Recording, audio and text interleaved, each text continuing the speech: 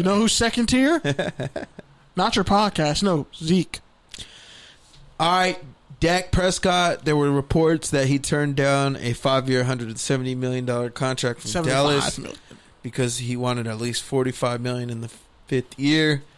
Adam Schefter said there have been no discussions on other scenarios other than the Cowboys wanting a longer deal. So basically, he pretty much shot down the reports. So it's not a touchdown or a turnover that, you know, we're still even talking about Dak's contract. I could honestly see him getting traded to the Packers for Aaron Rodgers. Stop it. In a worst case scenario. Stop it. It's 2020, bro. It's 2020. It's already a bad year. The world's ending. Like, yeah. Like we're squashing beef now and coming together to co-op another franchise, another historic franchise. Well, let's be honest. Is McCarthy not a lame duck coach in Dallas? Ouch. Because it's Jerry's team. All right. Last up before we get to the rants, a couple of things to shout out. Martin Garmond is the first black athletic director in UCLA history. Why the fuck has UCLA not had a black athletic director? And he's the youngest. But I digress. He's also the youngest in like all the Power 5 conferences. He came from Boston College. And also, for as much, you know, kind of jokes we got off earlier on the podcast about Thomas, you know, we also got to give him his flowers. He did a good thing this week in the community as well. I think he donated a bunch of... Oh, he donated Raising Cane's to provide 3,000 meals to frontline workers at hospitals across New Orleans, baby. So shout out to Thomas for doing good, even though he's still petty as fuck. Shout out to him. You are a real MVP. Wait, Thomas? Which Thomas? Michael Thomas, the one we were talking about earlier. Okay. Kenny would be that motherfucker on the front line like, oh, Raising Cane's, we can't get top tenders? What sides did you give them? What sides did you give the kids? Raising Cane's. No, it's not the kids. It's the hospital workers. Okay. I mean, you're kind of giving bad cholesterol food to people who are in the health industry. Okay. Couldn't give them your vegan. Give them the shit that you be eating with your trainer, Mike. You a petty motherfucker. How you gonna give me some unhealthy shit to some people who need to be healthy? That lowers their immune system. Like that shit, like diabetes, fucking 2 or type 2 diabetes. All that shit is probably in Raising Cane's food. Like, you're not helping. Give them a custom food truck. Hell, get them some fucking liquor. And also, I'm joking. I'm being facetious. Shout out to Candice Lee, hired as Vanderbilt AD. She's the SEC's first female African American AD. So, shout out to her. And anything else before we wrap it up?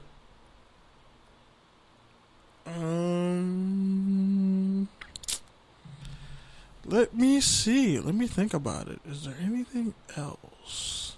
Ricky Williams' birthday is today. Shout out to Ricky Williams. How could you forget? My bad. Oh, and then also Tua's little brother transferred to Maryland. Tua Tagovailoa's little brother transferred to Maryland with Maryland head coach Mike Locksley. He was offensive coordinator at Alabama when Tua's little brother was there. I said Tua's little brother should have never went there. That was a total mistake. But he wanted to play with his brother. He got a championship ring. That's nice. Maybe he can be the man at Maryland. We'll see what happens. Because Maryland be having talent, but then they just trash overall. Because Ohio State's so good. But Maryland has potential.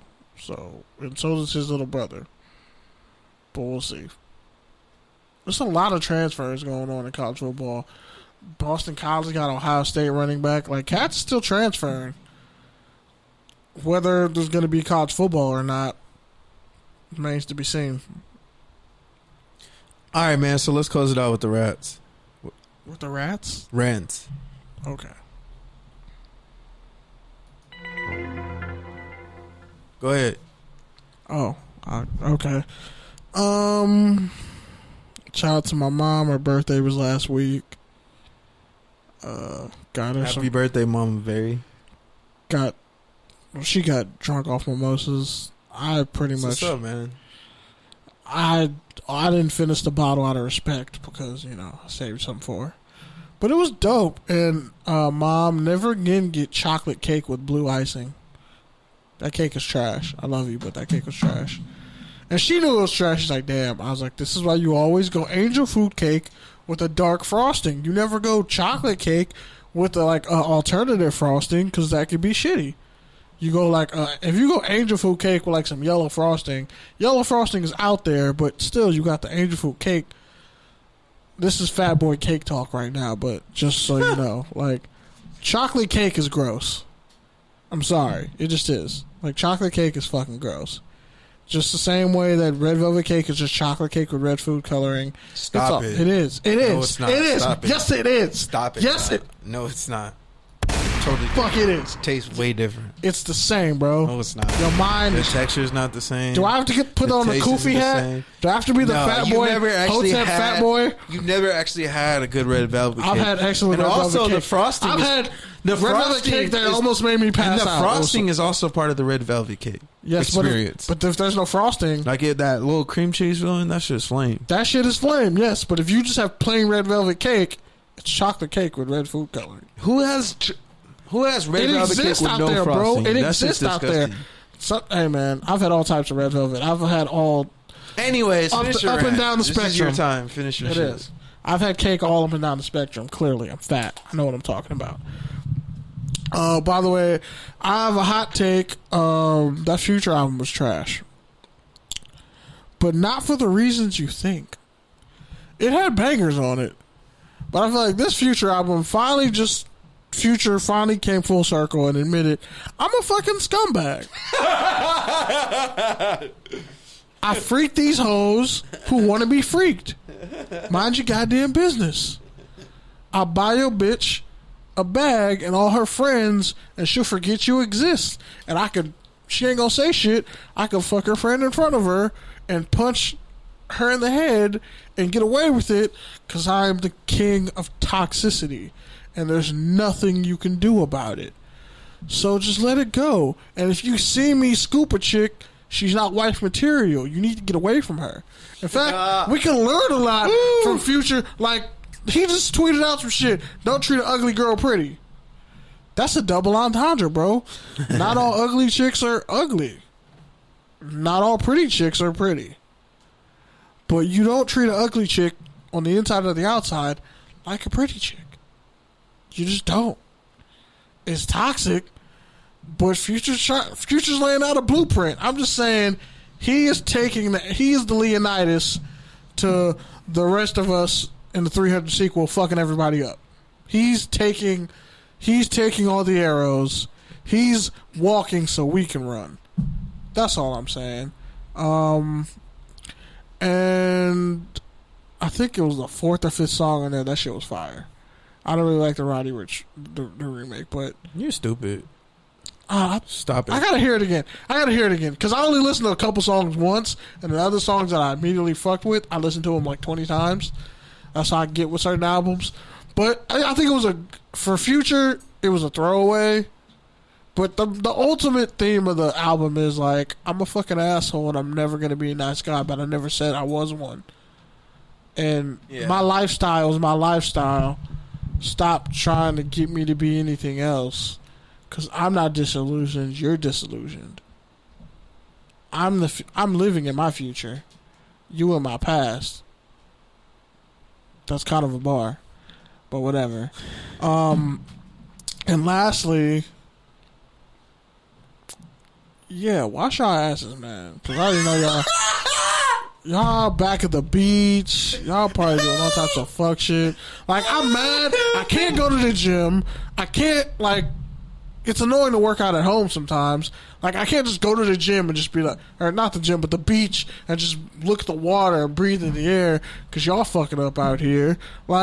I'm frustrated because all my vices that I would normally do, I can't do right now. And I can't get a goddamn massage. My neck is killing me. This shit is ridiculous. I'm starting to get really annoyed at all this quarantine shit.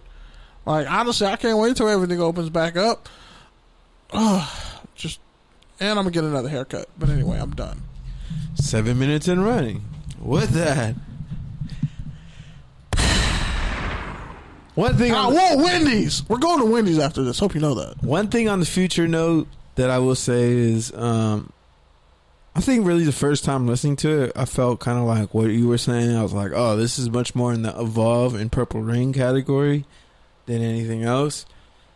But, as I gave it a few more listens, especially jogging, I think the thing, and I tweeted this about Future, is his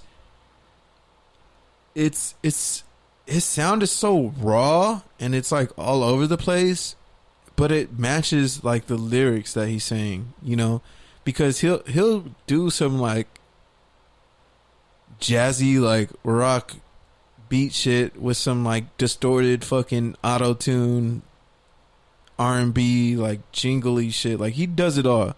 And if you listen to what he's talking about, it's like yeah, it's a lot of what Kenny's saying, like in terms of, it's my lifestyle, I am who I am, I do what I do with these hoes, but I'm still out here, trying to be a better man and father, and like I'm damaged, and I know I'm damaged, and I know I'm causing damage, and I want to stop, but I also can't stop because it makes me who I am. Like, so it's both almost sort of like a tragic kind of hero sort of situation, but it's to me, Future's always been kind of a situation of like, I just feel like cautionary tale. I just always have felt like he's like, singing to his demons. Like, if I could put all of what Future is into, one little line, it's like, it's always him singing to his demons, and sometimes it's girls, sometimes it's drugs or family shit, or his background, where he's come from. But I respect that work ethic, and I respect the authenticity, and I think that if you've ever been through something, you can definitely relate to Future, because he talks about it all, from shit he could control to shit that he couldn't control. Like, he keeps it 100. He knows he's chased girls for popularity and shit like that. Like, he knows what he's done, but is what it is. Like you said, King toxic masculinity. But, it's also kind of what we need right now. It's kind of, we need to empower people to be themselves. And which kind of brings me to my next point. I've been going through it in my personal life, but one thing I will say that I've learned this week, and just overall, I probably said this before, but sometimes when you don't make a decision, or you're not sure, or you're just kind of like, playing things and see how it goes, it's crazy because the universe will come and make a decision for you. And then sometimes it's not always the way you want it to be, and, you can't control that. And sometimes you can. Sometimes it hurts. Sometimes it doesn't. But I think at the end of the day, what you learn is that, regardless, knowing what you're up against or knowing what you need to do already gives you an advantage, versus, playing both sides of it, trying to wonder which way to go. So, for me, bringing it even more personal, it's like, I just enjoy, like, I do better being overlooked. I do better, like, with my back against the wall, like. And for a lot of you out there who are, going through it, struggling with all this COVID shit, and all the things that we aren't talking about that are happening behind the scenes, all the stress about money and family and health and all those things that are intertwined together, on top of all the regular societal shit that we've been dealing with. Like, at the end of the day, like, even when you face your scariest reality or your worst case scenario, it's really never as bad as you think it is. And oftentimes it's nothing that you can't handle, and it's nothing that you can't respond to, and it's nothing that won't make you better, that you can't get better from. And so that's really just been my mindset this week, figuring out what I need to do, and really just doing it. Like,